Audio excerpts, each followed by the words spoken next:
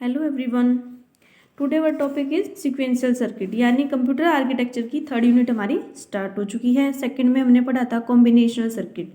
Combinational circuit क्या था, एक बार रिवाइज करवा देते हैं कि उसकी जो आउटपुट है वो हमारी प्रेजेंट जो स्टेट थी उसी के ऊपर यानी जो इनपुट थी उसके ऊपर डिपेंड करती थी, ना कि उसकी फीडबैक जो हम प्रेजेंट की आउटपुट देते थे उसकी फीडबैक नहीं जाती थी उसमें।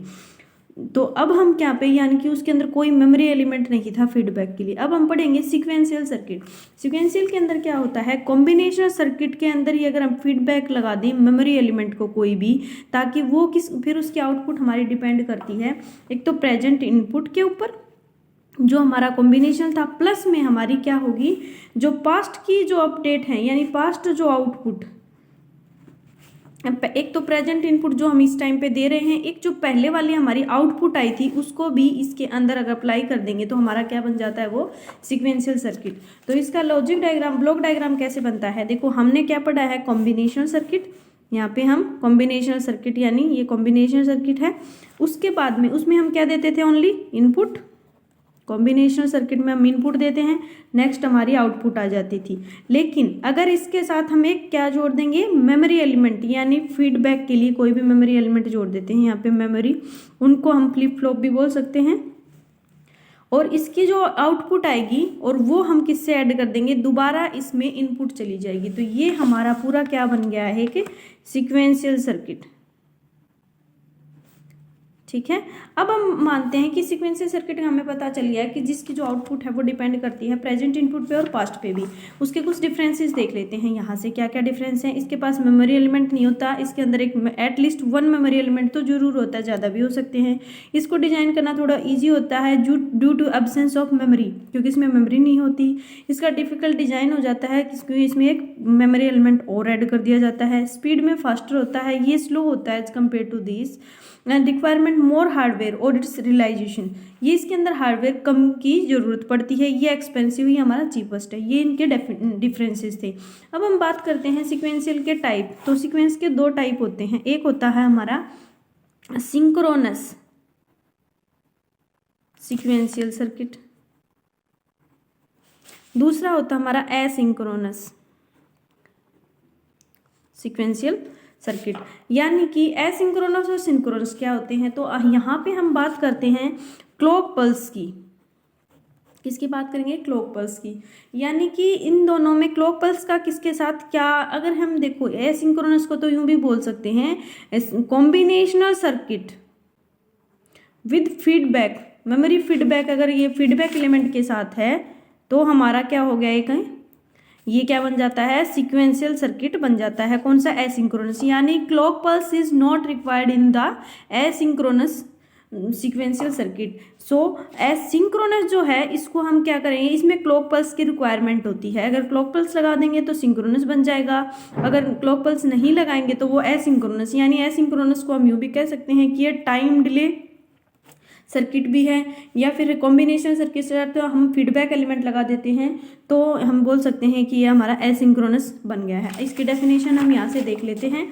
वो कौन से सिंक्रोनस जो सीक्वेंशियल सर्किट है, वो digital sequence circuit in which the feedback to the input for next output generation is govern by the clock signal. यानी जो फीडबैक दी जाती है वो क्लॉक सिग्नल के थ्रू जनरेट की जाती है कि इनपुट हम देंगे, किसके लिए दे रहे हैं हम, आउटपुट के लिए, और वो हमारे किस पे डिपेंड होते हैं, क्लॉक सिग्नल पे। और जो एसिंक्रोनस है उसमें हमारे क्लॉक सिग्नल पे वो डिपेंड नहीं होती है। नेक्स्ट हमारा क्या था इसमें कि अगर हम इनके लिए क्या यूज करते हैं कि मेमोरी एलिमेंट के लिए, तो हम फ्लिप फ्लॉप्स को यूज करते हैं। फ्लिप फ्लॉप क्या होते हैं, हमारे एक शॉर्ट स्टोरेज मेमोरी एलिमेंट बोल सकते हैं। इसमें हम पढ़ेंगे सीक्वेंशियल सर्किट पढ़ लिया हमने और कॉम्बिनेशनल, देन उसके टाइप्स हो गए हैं। नेक्स्ट पढ़ेंगे फ्लिप फ्लॉप। तो फ्लिप फ्लॉप क्या होते हैं, हमारे नाम से ही पता चल रहा है फ्लिप फ्लॉप यानी कि 0 और 1। यानी ये क्या होते हैं, शॉर्ट स्टोरेज मेमोरी डिवाइस होते हैं। और ये किसके लिए यूज किए जाते हैं, यानी एक एलिमेंट को या तो 0 को या 1 को ये स्टोर कर सकते हैं एट ए टाइम, एक को ही स्टोर करके रखते हैं। अब हम बात करते हैं कि फ्लिप फ्लॉप हमारी फंक्शनिंग कैसे करता है। तो ये फॉलिंग एज पे, ये जैसे राइजिंग एज हो गया, इस वाले एज को हम फॉलिंग एज बोलते हैं। तो ये क्लॉक पल्स की फॉलिंग और राइजिंग एज के ऊपर फंक्शनिंग इसकी वर्क करती है। ये हमारा है क्लॉक पल्स। यानी फ्लिप फ्लॉप। अब फ्लिप फ्लॉप किसके बने होते हैं? लॉजिक गेट से बने होते हैं, कॉम्बिनेशनल भी और सिक्वेंशियल भी। तो फ्लिप फ्लॉप भी हमारे लॉजिक गेट की हेल्प से ही बने होते हैं। अब हम फ्लिप फ्लॉप की फंक्शनिंग को देखते हैं, मेन देख लेते हैं यहाँ पे डेफिनेशन। फ्लिप फ्लॉप क्या है? मेमोरी एलिमेंट हैं जो यूज किए जाते हैं 1 बिट की इंफॉर्मेशन को स्टोर करने के लिए, या फिर हम which generally sample its input and change its output. कैसे? Only at a particular instant of time, not continuously. यानी ये कंटिन्यूसली नहीं करते हैं, पर्टिकुलर इंस्टेंट ऑफ टाइम, या तो वो राइजिंग एज के लिए या फॉलिंग एज के लिए ही हमारी आउटपुट पे मतलब कन्वर्ट कर देते हैं, चेंजेस कर देते हैं इनपुट को आउटपुट में।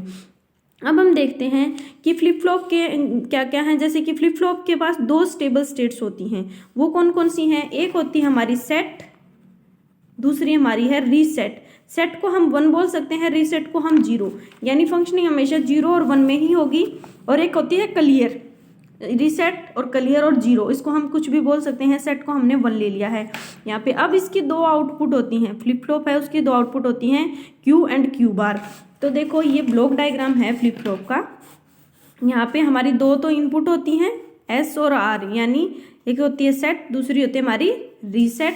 आउटपुट होती हैं 2 क्यू एंड क्यू बार। अब ये क्यू एंड क्यू बार क्या है कि कुछ फ्लिप फ्लॉप के अंदर, यानी अगर फ्लिप फ्लॉप हम पढ़ रहे हैं तो दोनों जो आउटपुट हैं वो कभी सेम नहीं हो सकती, एक दूसरे की कॉम्प्लीमेंट्री होंगी, ये कंफर्म है।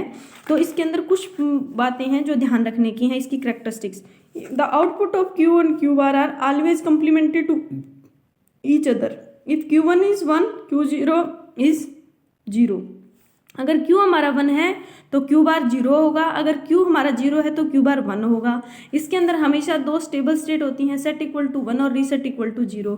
Next, if the circuit is in the set state it is continuous to remain in this state, and similarly if it is in restate ये कंटिन्यूसली इसी में रहेगा। कब तक? Until the external signal is change to change this state, यानी जब तक एक्सटर्नल सिग्नल इसकी स्टेट को चेंज नहीं करता ये उसी स्टेट में रहता है। जैसे कि इसमें अगर ये 1 पे है तो ये 1 में ही चलेगा जब तक इसका एक्सटर्नल सिग्नल चेंज नहीं होता, यानी डाउन में नहीं जाने के लिए कहता है। ये हमारे थे फ्लिप फ्लॉप के लिए। इसके अंदर कुछ कैरेक्टरिस्टिक्स हैं या कुछ पॉइंट्स हैं स्टेट्स के अकॉर्डिंग, ये देख लेते हैं। जैसे सेट और रीसेट हो गया है। नेक्स्ट हम पढ़ेंगे अब SR flip flop. SR flip flop क्या होता है कि सेट रीसेट फ्लिप फ्लॉप। इसमें हमारे 2 इनपुट हैं, S एंड R दोनों इनपुट हैं, Q एंड Q0। अब इसके कुछ लॉजिक डायग्राम से इसका नैंड गेट की हेल्प से बनाया हुआ है, वो इस तरह से बनता है। G1 G2 gate 1 gate 2 gate 3 and gate 4 NAND gate को इसने यूज किया है। इसको लैचेस बोलते हैं। लैचेस भी क्या होते हैं हमारे, यानी कि पल्स जनरेटेड होते हैं। लैचेज जो होते हैं वो पल्स ट्रिगर्स हैं, ये हमारे एज ट्रिगर्स हैं। इनमें सिर्फ इतना ही डिफरेंस है। लैच जो हैं वो भी एक क्या है, मेमोरी एलिमेंट है, लेकिन वो हमारे पल्स जनरेटेड होते हैं, पल्स के अकॉर्डिंग काम करते हैं कंटिन्यूसली। और ये क्या है, एज ट्रिगर्स होते हैं, ये एजेस के ऊपर फॉलिंग डाउन पे हमारा काम करते हैं, कंटिन्यूसली काम नहीं करते। अब हम यहाँ से देखेंगे कि हमारा लैच के अंदर हम 2 नैंड गेट लगा दें तो हमारा फ्लिप फ्लॉप बन जाता है। कौन सा? SR flip flop. इसकी फंक्शनिंग देख लेते हैं यहाँ से।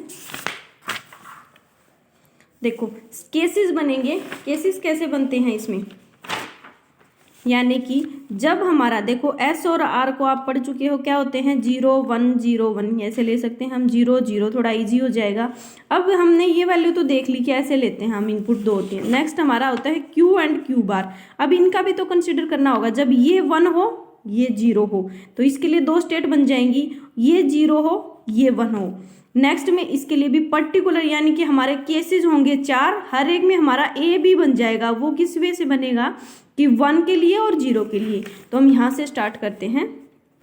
जब हमारा S इक्वल टू 0 है, R इक्वल टू 1 है, Q इक्वल टू 0 है, यानी जब S equal to 0 and R equal to 1 की स्टेट है, हम कोई भी ले, S equal to 0 and R equal to 1 ये वाली स्टेट है। और जब Q इक्वल टू क्या लिया स्टार्टिंग में, एक में हम 0 लेंगे, दूसरी बार 1, देन हमारी आउटपुट क्या आएंगी। तो हम यहाँ से देखते हैं, जब ये 0 है ये 1 है, देन आउटपुट क्या आएगी, जैसे 0 इसके अंदर गया, नैंड गेट है हमारी, जो आउटपुट क्या आ जाएगी इसकी 1 हो जाएगी, क्योंकि नैंड गेट में अगर हमारा एक भी 0 होता है तो आउटपुट हमारी 1 आती है। वो हम किससे चेक करेंगे, टेबल से। नैंड गेट की टेबल यहाँ ड्रॉ कर लेते हैं साथ में। हमारी क्या होते हैं टेबल, 0 1 0 1 0 1 1। नैंड में, एंड में तो हमारा क्या होता है 0 0 0 1, नैंड में हमारा 1 1 1 0, यानी ये हमारी है नैंड की, ये हमारी है एंड की। तो हम नैंड वाली यानी जब एक भी 0 होगा तो हमारी वैल्यू क्या आ जाती है, 1 आ जाती है।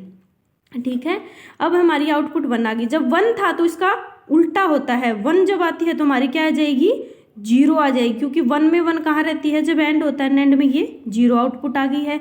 नेक्स्ट में यहाँ पे हम Q0 को क्या लेके चल रहे हैं, 0 Q को, तो यहाँ हम क्या लेके चलेंगे, 0। जैसे इस Q0 और ये 0 हमारा है, यानी तो क्या इनपुट होंगी इसकी, ये 0 है तो ये क्या रहेगा, 1 रहेगा। इस 1 को और इस 0 को तो क्या करेंगे, 1 और 0 जब एंटर होते हैं इसके अंदर तो आउटपुट क्या है जी, 1 और 0, तो हमारी आउटपुट आएगी 1। नेक्स्ट में ये 1 है और ये 1, क्योंकि ये पहले से 1 आ रहा था, 1 1 की आउटपुट हमारी क्या आ जाएगी, 0। तो देखो जब ये 0 था हमने 1 लिया था, ये 0 आया तो 1, यानी दोनों क्या आ गए, कॉम्प्लीमेंट्री आ गए। इसी तरह से हम हर एक केस को आइडेंटिफाई करते हैं, यानी जब हमारा S = 0 एंड R = 1 है और Q हमारा क्या है, 1 है, यानी जब Q की वैल्यू हमारी 1 होती है उस टाइम पे हम क्या वैल्यू लेके चलेंगे, तो जब 0 है तो 1 आएगा, 1 है देन 0, ये हमारी नैंड गेट की प्रॉपर्टीज हैं। नेक्स्ट में अब Q = 1 लेके चल रहे हैं, ये 0 है, 1 और 0 से नैंड गेट में आउटपुट क्या आती है हमारी, 1 आती है। ये 1 है और ये 1, ये क्या आ जाएगी, 0 आ जाएगी जब हमारी, तो यानी कि कॉम्प्लीमेंट्री आ गई हैं। ये स्टेबल स्टेट है, यानी 0 और 1 आ जाएंगे इसके लिए। ये हमारा नेक्स्ट में इसी केसेस के लिए चलेंगे हम, S = 0, तो आपको सभी केसेस को ऐसे करके करना है। अगर समझ नहीं आए तो मुझे कमेंट बॉक्स में बताना, मैं आपको हर एक केस का बता दूंगी। कल के में पढ़ेंगे हम D flip flop and T flip flop, ये था हमारा SR फ्लिप फ्लॉप।